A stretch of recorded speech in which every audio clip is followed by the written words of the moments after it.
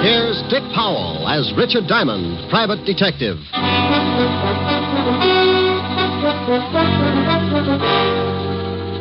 Hello there, this is Diamond. Well, it's Christmas Eve. And every year about this time, my business takes a big nosedive. People usually pack up their troubles and start unpacking colored lights and Christmas tree ornaments. So tonight, instead of telling you about one of my hair-raising exploits, we're going to tell you a Christmas story. So with apologies to Mr. Charles Dickens, we'd like to bring you an adaptation of one of his most famous stories, A Christmas Carol. Now, I'd better explain something first. This version isn't exactly the way you've heard it many times before. Because of the particular type of characters I usually get mixed up with, this story is written to fit their talents and characteristics. Different from the Dickens original, certainly, but we feel that this story could easily happen today, anywhere. Like maybe right here in New York on a little side street just off the Bowery. So now I'd like to introduce our characters. Mr. Ebenezer Scrooge will be played by my good friend and guiding hand of the 5th Precinct Homicide Division, Lieutenant Walter Levinson. Walter? Otis. The character of Jacob Marley will be played by one of my dearest friends and constant companions. Otis, that's you. Huh? Oh, Sergeant Otis Loveloon. Loveloon. Walsh. Oh, sorry, Helen. Tiny Tim will be played by our corner newsboy. Johnny Rollins. Tiny Tim's mother will be played by my red-headed gal friend. Helen Asher. The rest of the characters will be played by members of the 5th Precinct Police Station. Officer O'Reilly. Officer Lund. Officer Lefkowitz. Sergeant Miller. The music will be furnished by the 5th Precinct Police Band, directed by Patrolman Worth. And now, our version of the Christmas classic, Charles Dickens' A Christmas Carol.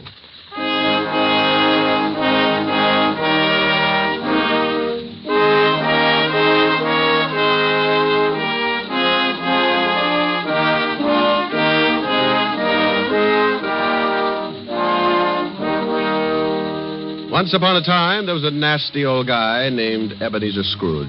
He was nasty, all right. He didn't like anything, except maybe all the dough he could get his hands on. Scrooge had a little business that he started with his partner, Jacob Marley. The outfit was known as Scrooge and Marley Loan Company. But one day, poor old Marley just up and keeled over. So the boys along the big street gave him a nice funeral, and old Scrooge took over the business.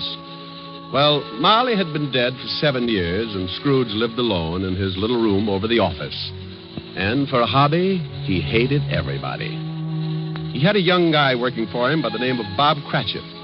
Bob had a wife and 4 kids and made just enough to make ends meet. Scrooge used to ride him all the time. When it got so cold the polar bears complained, Cratchit would turn on the little heater, and Scrooge would say, Cratchit, what do you think you're doing? Turning on the heat, that's what I'm doing. My fingers look like popsicles. Well, I don't care if they come in 6 delicious flavors. Every time you turn on that heater, it costs me money. Business is not good, so get back to your work and turn off the heat. Oh, now look, Mr. Scrooge, I'm freezing. This pen ain't guaranteed to ride under ice. I tell you once more, get back to your work. Okay, Mr. Scrooge. I don't know why you worry about business. Why not just put up a sign? Turn the joint into a skating rink.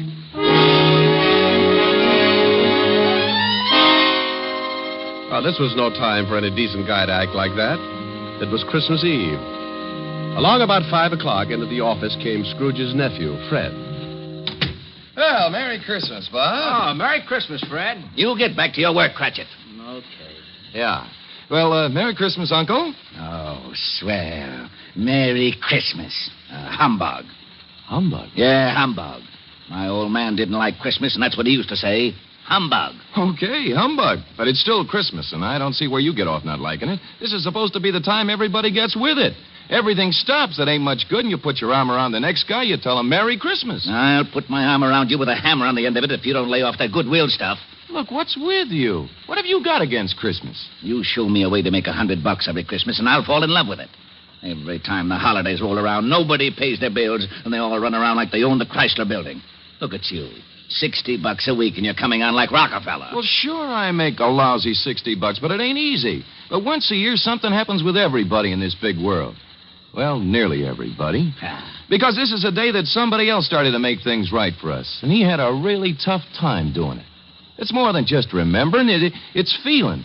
It's all around you. Christmas has got to be merry.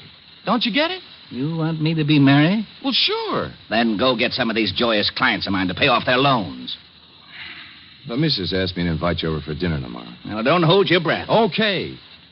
Merry Christmas, Bob. Merry Christmas, Fred. Merry Christmas, Uncle. Merry Christmas, Merry Christmas. Humbug.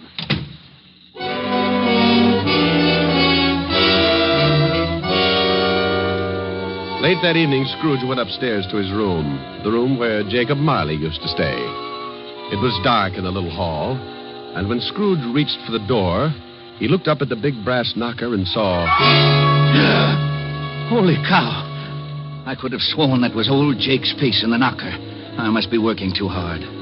So in he went. A little shaky after seeing Jake Marley's face, but he just passed it off his nerves. He closed the door and locked it, then went over and sat down in front of the fireplace. He got a fire going and started to relax.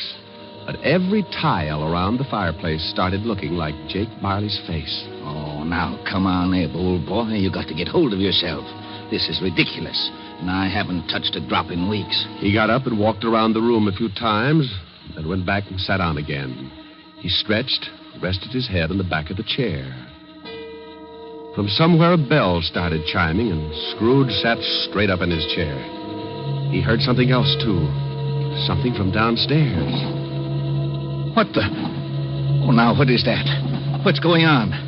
Who's that? Come on, who's out there? Then all of a sudden, it came right through the wall. Marley! Jake Marley. Oh, no. I got to stop eating lobster. Oh, it couldn't be. Hey, what's with you? Who are you? Jake Marley. Who else? You're dead. The deadest. But nevertheless, Jake Marley. His ghost. You're very sharp today, Scrooge, old boy. I don't believe it. You got eyes, ain't you? Yeah, and I got a bad stomach, too. That's who you are. Nothing but a bad case of indigestion. You don't think I'm a ghost, huh? Okay, maybe a good scare will change your mind. Whoa! Oh, no. Stay away from me. I believe you. Sold on the idea? Yeah, but why do you got to come to see me? Regulations. Every man is supposed to live his life and help his buddies. If he don't do it while he's alive, then he's got to do it after he kicks off. Oh! Now, stop that. Hey, what's with all those chains and things you got wrapped around you? Oh, these? Well, this here chain is like my life. Each one of these links is something I did wrong. But why do you have to hold it around with you? Why don't you check it someplace? Scrooge, old boy, when we was in business together, I never took time out to do any good. I just kept making a buck and figured that was enough. Well, now I got to pay for it.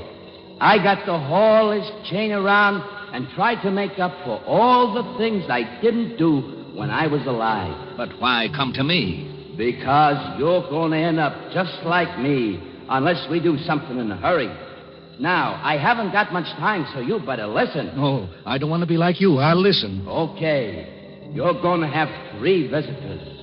You're going to be haunted by 3 spirits. Oh, no. It's the only way you can keep from being like me. When you hear that bell strike 1, the first one will be here. Well, I got to be going.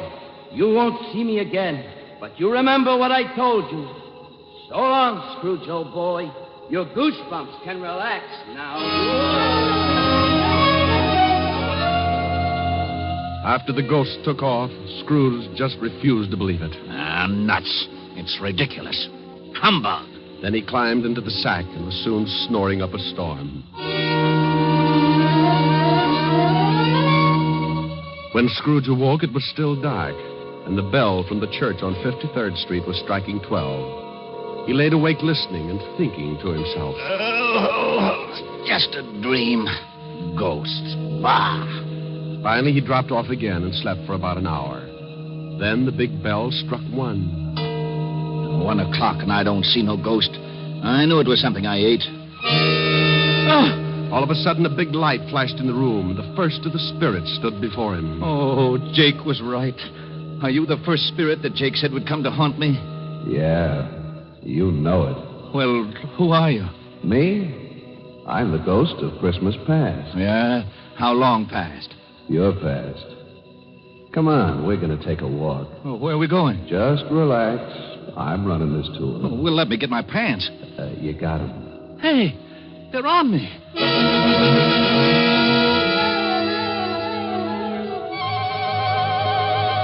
With that, the ghost of Christmas past grabbed Scrooge by the hand, and they both flew out of the window.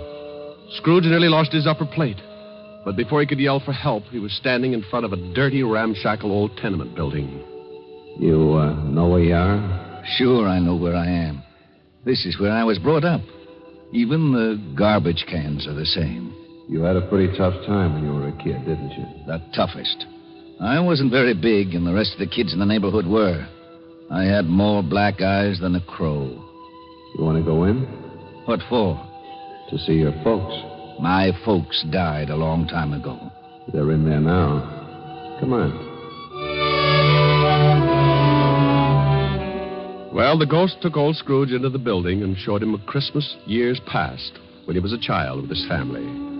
Sure, it was tough living in two little rooms like that, but Scrooge remembered how wonderful it really was.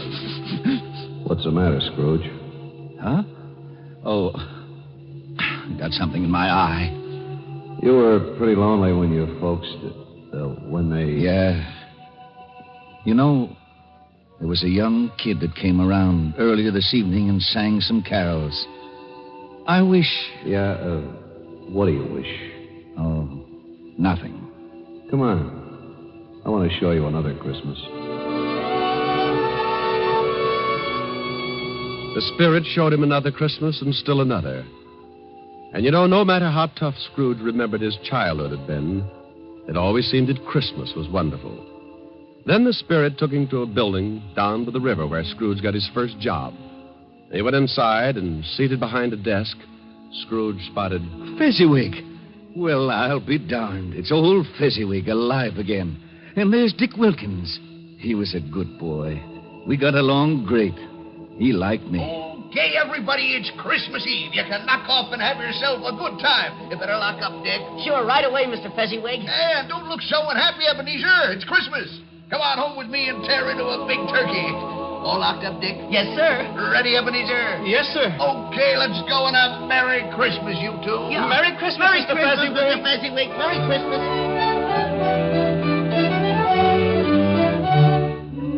Then the spirit took Scrooge over to Fezziwig's house, and they saw the wonderful party that Mrs. Fezziwig had gotten together. Scrooge watched and remembered, and the spirit said... Wasn't Fezziwig a stupid, sentimental old goat? Oh, yeah? Well, let me tell you something. He was a great guy, he was. You know... What, Scrooge? I was just thinking about Bob Cratchit, who works for me. I think I'd like to do something for him. You know he's got a wife and 4 kids? Is that right? Yeah, 4 kids. Come on, I've seen enough. Okay, but you gotta see these things if you want to get squared away. And believe me, brother, you need squaring away. Let's go home, Scrooge. Before he knew it, Scrooge was back in his little room, and the spirit was gone. Scrooge was pretty beat, and he climbed into bed and dropped into a heavy sleep.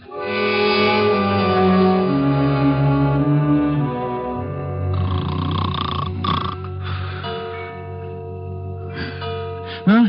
What's that? It's 2:00. Hey, that light in the other room. I got burglars. Hey, Scrooge. Scrooge, come on in. Who's that? What are you doing in the other room? Come on in. Take a look. It's pretty nifty. Hey, what is this? What have you done to the room? It looks like Macy's window. Where'd you get all the holly and the mistletoe? And how'd you get it in here? You like it? Oh, for Pete's sake, a Christmas tree. Who are you? The ghost of Christmas present. Now, don't tell me you don't like the way I fix things up. I work pretty hard. Oh, the second ghost. Okay, take me wherever you want to go, but believe me, the next time I try the train. Come on, let's go.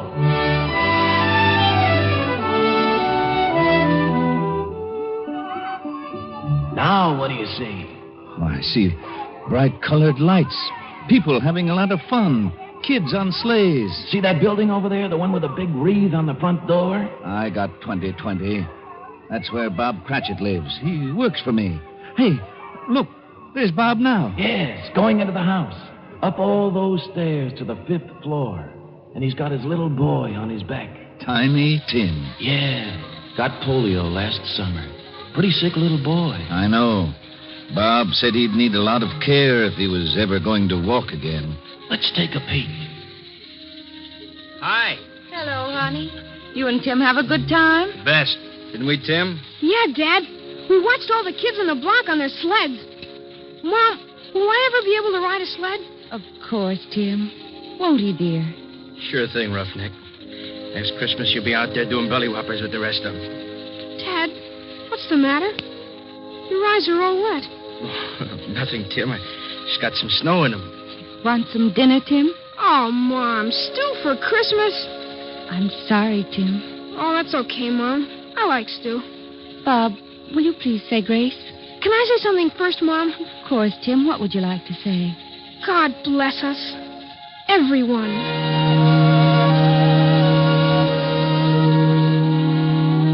What's the matter, Scrooge, old boy? Got some snow in your eyes, too? Tell me something. Sure, if I can. What about Tiny Tim? Oh, can't say for sure.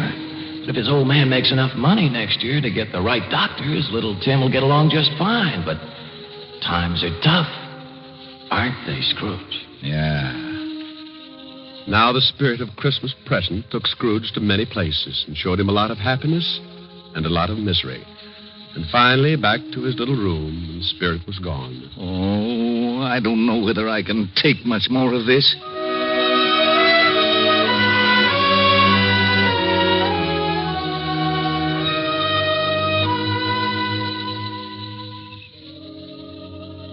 Then the new ghost drifted in. This was the worst yet. He was really done up for haunting. He was all dressed in black with one arm sticking out and pointing right at poor old Scrooge. This was the last one of the spirits. Scrooge's knees sounded like castanets on a reducing machine. Okay. You don't have to tell me. You're the ghost of the Christmas that hasn't come yet. You I'm really scared of. The ghost took off with Scrooge right after him. The city disappeared, and Scrooge found himself in the outskirts of town, standing in the graveyard. The night was howling like it was mad. And as Scrooge looked down, he saw... Hey, what's this? What's this stone? The black spirit stood still and pointed, so Scrooge leaned down and pulled away the bushes and saw it was a tombstone. Well, there's a name here. Ebenezer Scrooge. Oh, no. Look, not this. Believe me, I don't want this. I know I've done wrong, but I'm not kidding. I really know what Christmas means. It doesn't mean just today or tomorrow. It's every day. Every day of your life. I swear I'll do better. Only take me away from this. Let me try. Let me try to make Christmas right for me and everybody else. Please, don't let this happen. Give me another chance. Well, don't just stand there. Put your arm back in. You'll catch cold. Well, say something. Suddenly, Scrooge dropped to his knees and reached out for the spirit. But something happened. The spirit started to shrink. Then it collapsed. And when Scrooge looked up... What the... My bedpost. My own bedpost. I'm home. Oh, thank goodness. I lived the past and the present and the future, and now I'm home. Hallelujah. Spirits, wherever you are, believe me. From now on, things are going to be different. Oh, yeah. And thanks. Paper! Morning, paper! Hey, boy. Yeah? What day is this? It's Christmas. What's with you? Christmas.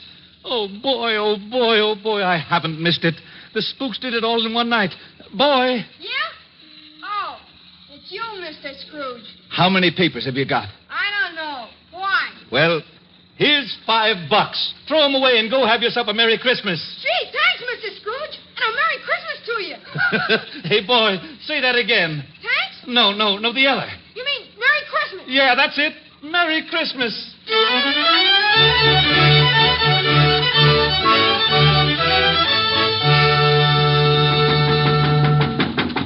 Okay, I'm coming. What's the matter with you? Can't you see the store's closed? Look, mister, this is... Ebenezer Scrooge. Merry Christmas, Barney.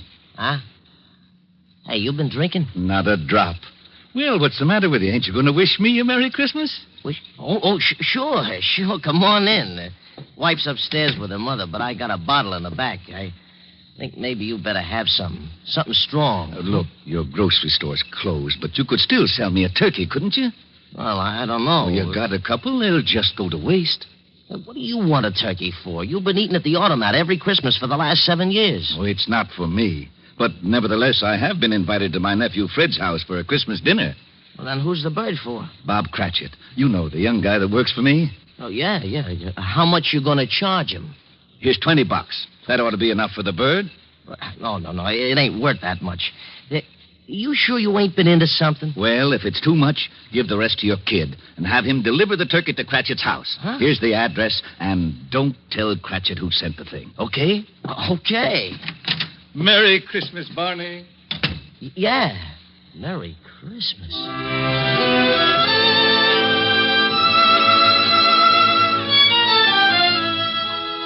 Well, old Scrooge went back to his rooms and took out an old blue suit out of the mothballs. He shook it out, put a few creases in it, and went out into the street. The old boy was really with it. Everybody he passed, he greeted them with, Merry Christmas. Merry Christmas. Merry Christmas. Oh, Merry Christmas. Merry Christmas. Merry Christmas. Scrooge went to church and gave a large donation, and Father McCarthy nearly forgot his sermon. And then Scrooge went out on the street again and down into the Bowery.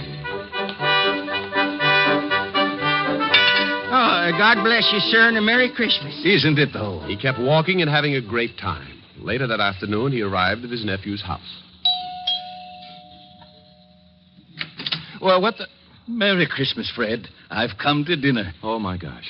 Here, I brought you some presents. Oh, my gosh. Now, don't thank me. It's Christmas, remember? Oh, my gosh.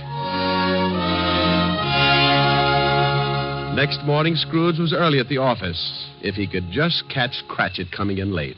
And he did. Bob was a good 21 minutes late. Cratchit? Oh, no. You're 21 minutes late. Yeah. I'm sorry, Mr. Scrooge. I had a big evening last night. You did, huh? You know what I told you if I caught you fancy-footing it in here late again. Okay, so I'm canned.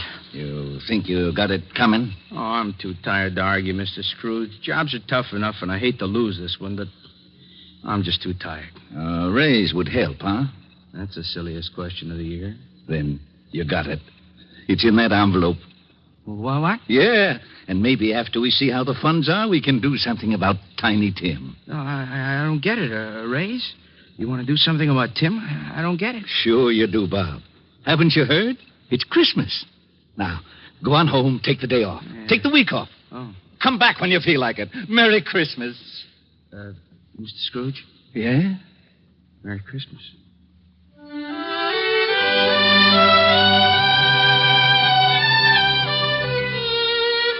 And Scrooge really did it. He was as good as his word, better even. He made it the merriest Christmas ever. And later, things got better, and he took care of Tiny Tim. And sure enough, Tim was out on his sled the next Christmas doing belly whoppers with the best of them.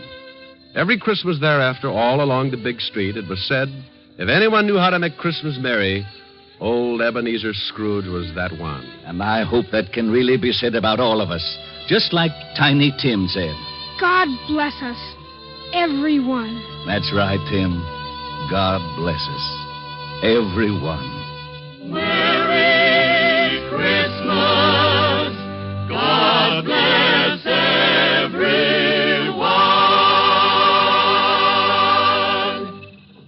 Oh, Rick. Yes, Helen? That was wonderful. Not quite the way Dickens wrote it, but it meant the same thing. Oh, you really like it, baby? Oh, I loved it. No reason in the world why old Scrooge couldn't have been living right here today. You've got the spirit, and that's what counts. How did you like it, Walt? Rick, I gotta hand it to you. It was really great. Lieutenant. Yeah, what is it, Otis? How'd I do in the play? You were magnificent, Sergeant. You know, I'll bet if I studied for a couple of weeks, I'd get me a part on Broadway. To be or not to be? That's the question. Oh, no. Now, Walt, leave him alone. Oh, sure. Monsieur Otis. Huh? Wouldst thou accompany me over to the punch bowl for a short flagon of nectar? Sure, I would. See you later, Helen. Rick? Yeah. Come on, Barrymore. Let's see if the punch bowl fits your head. Oh, aren't they lovely? You want something to eat? Hey, wait a minute. What's the matter? Listen. They're out here by this window. Come on, let's go listen. Use that carol, fa la la la la la la la. See the blazing new forest, fa la la la la la la la. Strike the harp and join the chorus, fa la la la la la la la. Follow me in merry measure, fa la la la la la la la. While a tale of youth and treasure, fa la la la la la la la. Oh, what